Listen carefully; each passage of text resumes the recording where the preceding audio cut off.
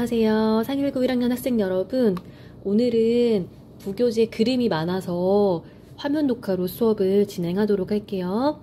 저번 시간에 생물 다양성이 굉장히 중요하다고 얘기를 했는데 이런 생물 다양성이 감소가 많이 되고 있다고 해요. 어떤 것들이 생물 다양성을 감소하게 하는지 그걸 먼저 알아보도록 할게요.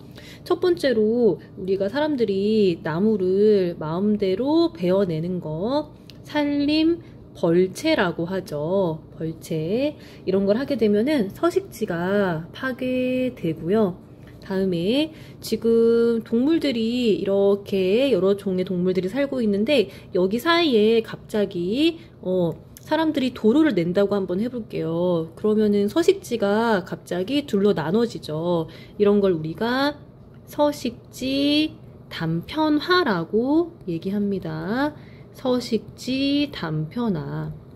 그래서 서식지가 파괴되기도 하고 단편화가 되기도 합니다. 이런 것들이 다양성을 감소하게 하고요. 다음에 사람들이 불법으로 동물들을 납치하는 거 있죠? 포획하거나 또는 남획. 남획은 너무 많이 잡는 거. 이런 걸 남획이라고 얘기해요. 이러면은 다양성이 또 감소할 수가 있겠죠. 다음에 외래종이라고 하는 게 있는데 외래종.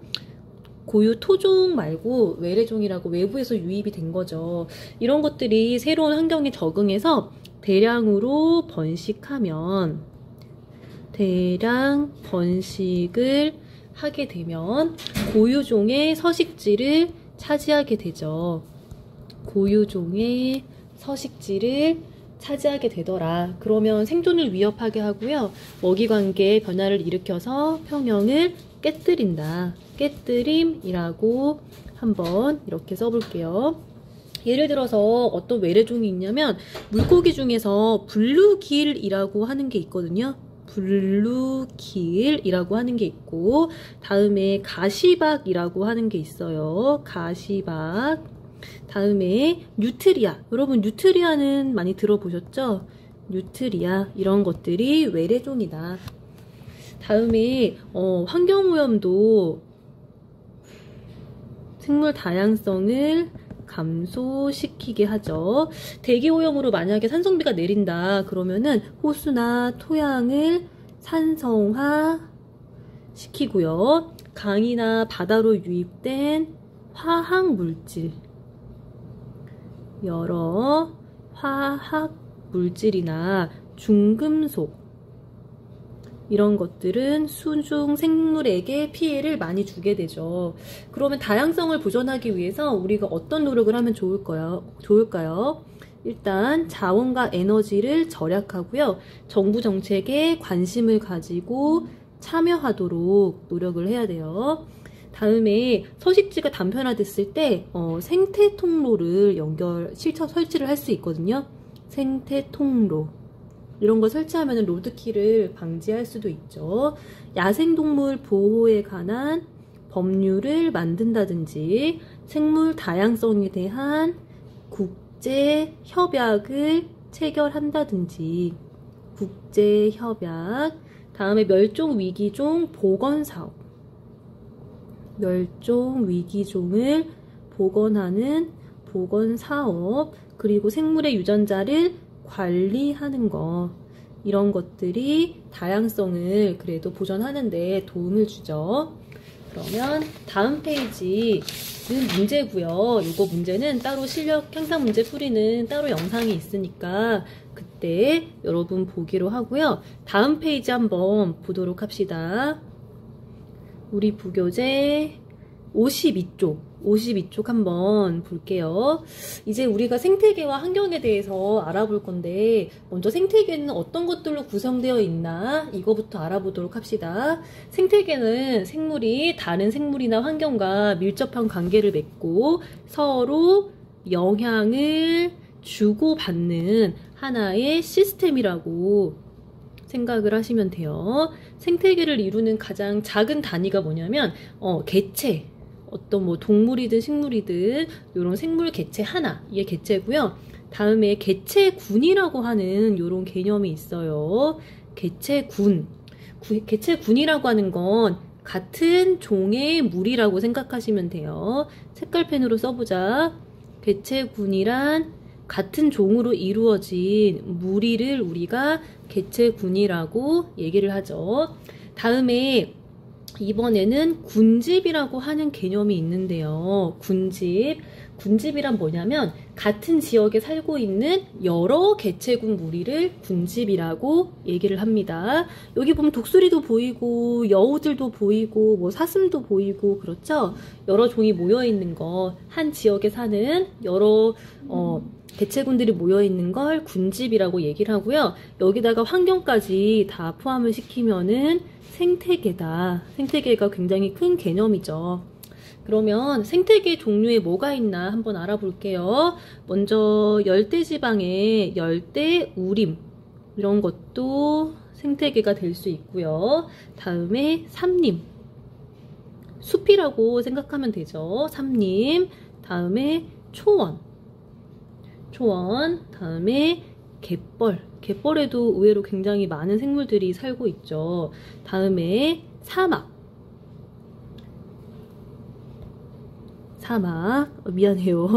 사막, 다음에 연못, 다음에 공원, 그리고 어항도 하나의 작은 생태계라고 할 수가 있습니다. 이런 생태계는 생물적 요인이랑 비생물적 요인으로 이루어져 있는데, 생물적 요인은 다시 생산자, 그리고 소비자,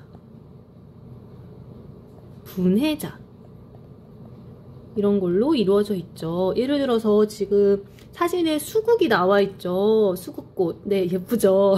이런 거. 얘는 광합성을 해서 포도당 같은 걸 만들어내고, 이런 것들을 이제 다른 초식 동물이 이제 먹거나 뭐 그러니까 이런 것들은 생산자에 속하고요. 다음에 호랑이 같은 경우는 스스로 에너지를 만들어내진 못하고 뭐 1차, 2차 소비자를 잡아먹고 살죠. 이런 소비자들. 다음에 버섯 이런 것들은 이제 분해자가 되죠. 사체나 배설물 같은 유기물을 무기물로 분해할 때 나오는 에너지 가지고 살아가니까 얘네들은 분해자다. 다음에 생태계에는 생물적 요인만 있는 게 아니고 비생물적 요인도 있더라. 어떤 게 비생물적 요인이냐면 쉽게 말해서 생물을 둘러싸고 있는 환경 요인이라고 생각하면 돼요. 예를 들면은 빛도 여기에 속할 수 있고요. 다음에 온도, 그리고 물, 토양, 그리고 공기, 이런 것들이 비생물적 요인에 속한다고 할 수가 있죠. 그러면 여기 밑에 한번 볼게요. 생태계 구성 요소 사이의 관계 한번 봅시다. 우리가 생태계라고 하는 건 이렇게 크게, 여러분 크게 이렇게 하나 그려주시고요. 크게 이렇게 그려주시고, 아까 비생물적 요인이 있다고 했었죠. 비생물적 요인에는 방금 했듯이 뭐 빛이나 온도, 이거 순서대로 그냥 땡땡땡 해줍시다. 빛, 온도, 물, 토양, 공기, 점점점, 이런 것들이 있고, 생물적 요인에는 이렇게 써주시고요. 생물적 요인에는 생산자, 소비자, 분해자가 있더라. 서로 이렇게 영향을 주고받는다. 이렇게도 영향을 주고받고요. 다음에 생물적 요인과 비생물적 요인도 서로 영향을 주고받는다.